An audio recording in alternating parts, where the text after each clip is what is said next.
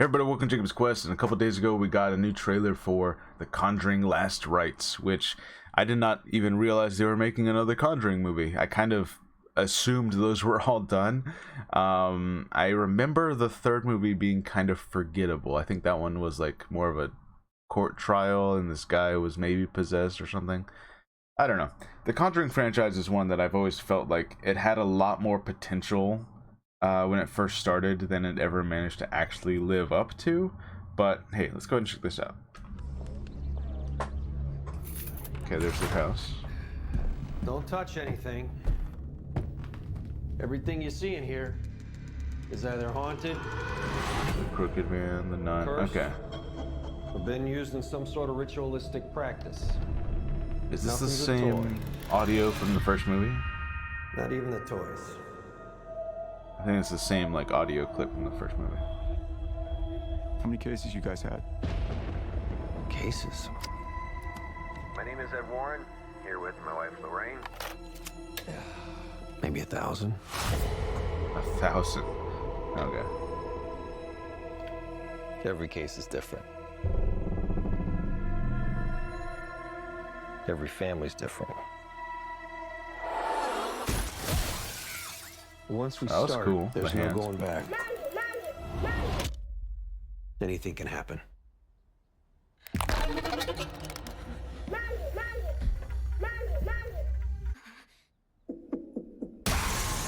That was Most pretty likely cool. anything will.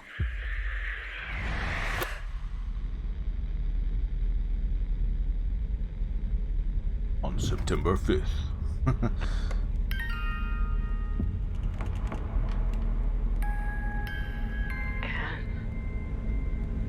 Yeah. Something's changed. Something's different.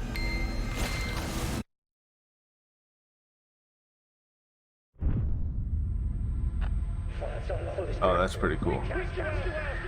Probably a dream sequence, but still pretty cool.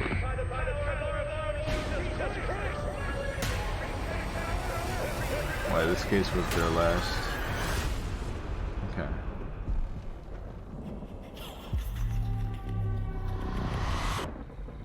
We've been waiting so patiently for you.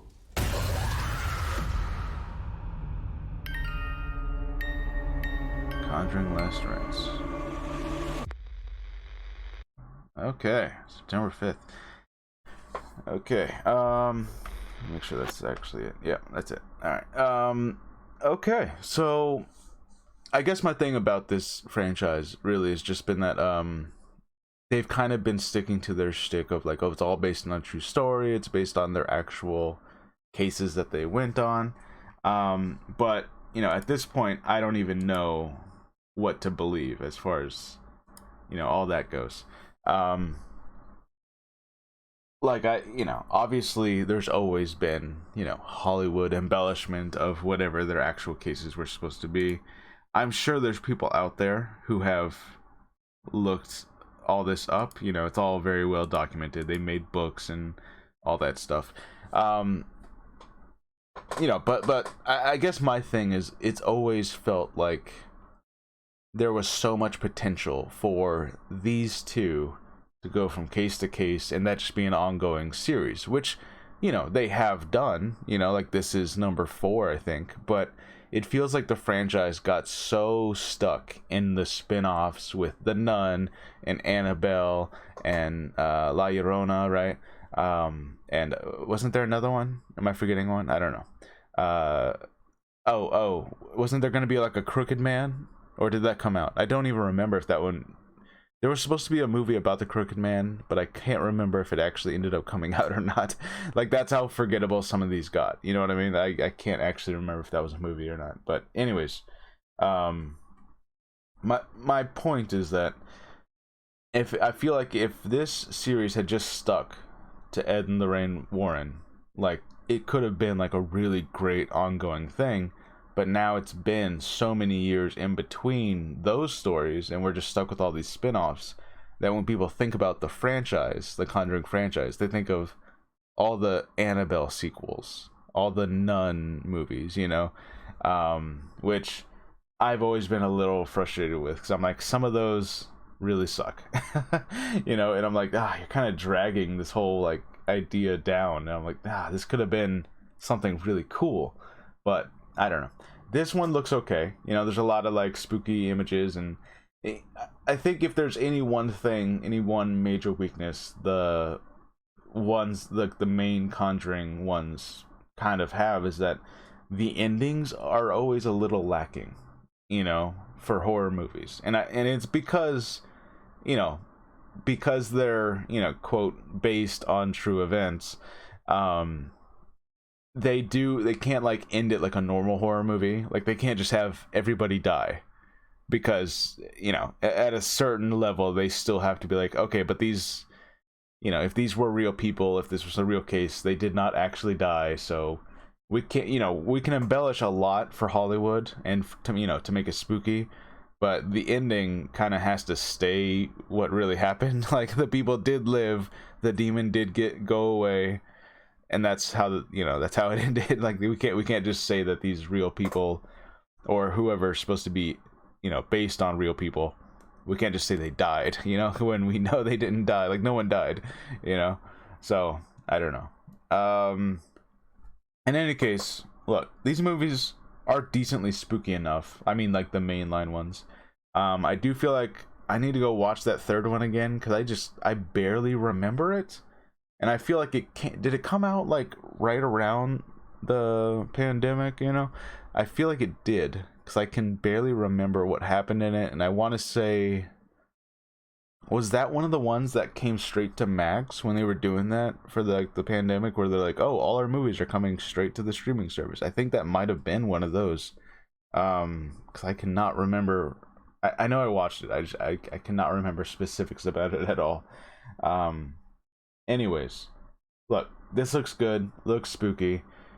These movies are cheesy, and, you know, they definitely are they PG-13? They feel like PG-13 horror movies. I don't know if they actually are, but they're able to have a decent number of scares. They always have like their standout moments. You're like, oh, I remember that moment, because that was actually really spooky.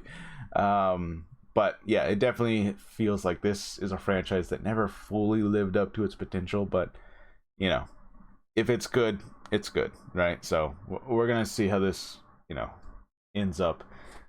I did, of course, we saw like a shot of Annabelle at some point in this trailer, which it feels like they have to, you know, if only just because Annabelle has kind of become their like unofficial logo, you know, or mascot. I mean, like, they're the Conjuring mascot. Like, you think of Annabelle, right? Even though in the main movies she was never like the main thing. Like, she even like stole a couple scenes for no reason when she was not like part of the main plot at all. And then of course they spun her off. She has like, what, 3 movies, I think, the Annabelle movies. But anyways, she's here, she's a spooky doll, so I'm sure, you know, they show how in their own house something's happening, and I'm sure Annabelle's gonna have plenty to say about that. Let me see, where's the moment? Turns around. There it is. Look at that. Ooh, spooky. Anyways, let me know what you guys think. Are you a fan of the Conjuring movies? Do you enjoy all the spin-offs? Are you like a die-hard for the whole franchise? Or do you kind of wish they just stuck to the Conjuring movies, and we could have you know, we could have been like on number 6 or 7 if they just stuck with the mainline movies? That's my thing. You know, I feel like Ed and Lorraine, you know, I enjoy them as characters, like these fictional versions of them. I enjoy them, you know, even if they get kind of cheesy sometimes. Like, I enjoy them as characters, and I kind of wish they had just stuck with them, you know, instead of doing all this other stuff. I guess that's really my own point. Anyways, let me know what you guys think, and I'll see you guys later. Bye.